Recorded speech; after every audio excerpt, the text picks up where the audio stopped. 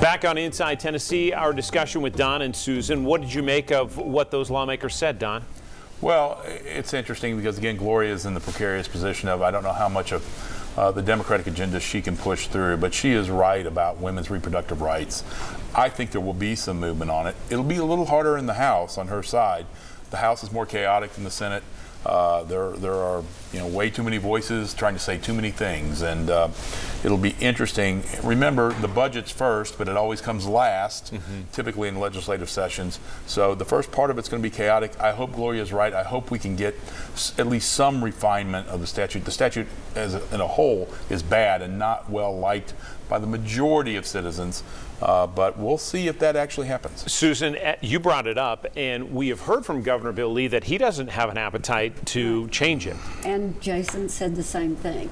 You know, we've heard from a couple of our senators that there's perhaps some room for some discussion about it at least, but Jason was a hard no. So I'm guessing he's saying exactly what he's heard from the other House members. And the governor has said the same thing. Certainly DCS problems are going to be paramount. They've got to deal with that. The $26 billion on roads, what are we going to do with that? The budget is always an issue. But the other thing we heard was there's a $10 billion surplus. And my gosh, that's a lot. And we of have money. problems. It's not about tempting. We have real problems. Yeah. We can argue fairly, partisan-wise, over where it needs to be spent. But we actually need to use some of it because we have families, real people in crisis that we can address and help. Yeah, and I think this situation of not being able to find employees in DCS, that's everywhere. I mean, that's in fast food restaurants, it's everywhere.